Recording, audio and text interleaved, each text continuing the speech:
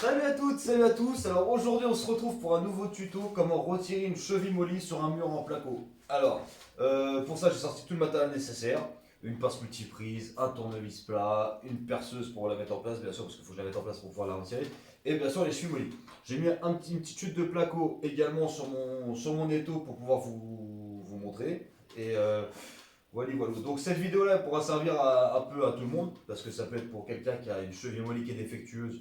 Et ben avec cette astuce-là, il va pouvoir retirer la cheville défectueuse et en mettre une nouvelle.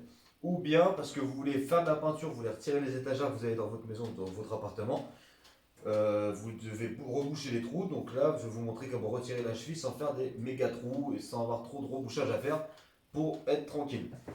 Ou bien tu es en location, voilà, tu dois rendre ton appartement, tu as la caution à récupérer, tu le sais bien. Donc il faut que tu remettes l'appartement dans l'état, c'est-à-dire reboucher tous les trous que tu as fait, toutes les chevilles, tous les tableaux que tu as accrochés, les étagères.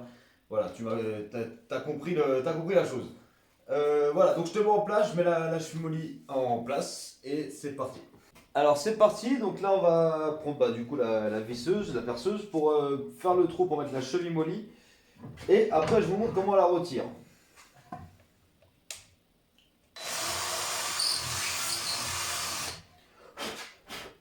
Tout dans la boîte.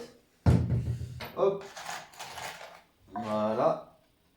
Tac, vous servez soit d'un tournevis, d'un marteau pour bien l'enfoncer. Impeccable. Voilà. Ça. En bout aussi forme. Hop. Voilà. Donc là, la cheville, elle est en place. Tu vois, elle s'est bien écrasée derrière. Alors maintenant, je vais zoomer un petit peu pour que tu vois clair, pour que tu comprennes bien le principe. Ou même je vais t'approcher. Ouais, je peux t'approcher. Alors voilà, donc la cheville est en place. Je vais défaire la vis de fixation.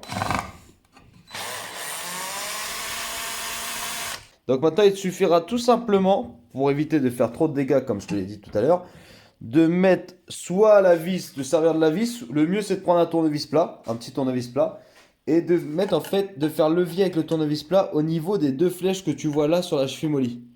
Là et là, d'accord?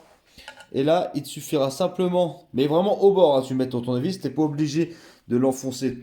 Enfin, tu peux pas l'enfoncer trop à fond parce que si tu l'enfonces trop à fond, ça marchera pas la technique.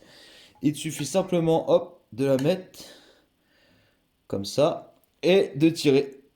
Attends, hop, voilà. Et là, t'as la partie que tu vois de ta cheville molly, en fait, elle se sépare de la partie intérieure qui est dans le mur de la cheville molly. Alors, tu peux bien prendre, soit tu le fais à la main, ou bien tu la retires simplement à la pince. De toute façon, à la main, ça se retire facilement aussi. Voilà. Et là, tu fais des mouvements de haut en bas. Et voilà. Et là, maintenant, il te suffit tout simplement, avec le tournevis, venir pousser ta cheville molly à l'intérieur du mur. Et là, c'est nickel.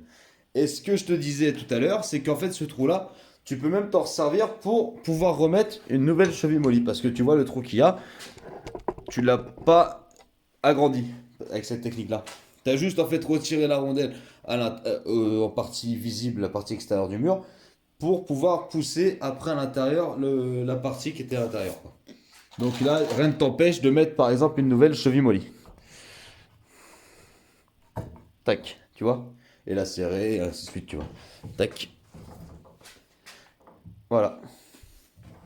Donc voilà, donc j'espère que cette vidéo t'aura plu. Si c'est le cas, n'hésite pas à mettre un pouce bleu. Partage la vidéo si tu as des amis bricoleurs ou quoi qui se lancent dans les travaux, qui aiment bien faire des petites rénovations comme ça et tout, qui ont besoin d'astuces. J'ai plein d'autres vidéos sur ma chaîne, tu peux aller jeter un petit coup d'œil. Et surtout, n'hésite pas à t'abonner pour pouvoir voir toutes mes dernières vidéos qui vont sortir. Et voilà, donc j'espère que j'ai bien été clair. Si tu as des questions, n'hésite pas, tu laisses un commentaire, je te répondrai, il n'y a pas de souci. Donc je vous dis à la prochaine pour de nouvelles vidéos. Ciao, ciao.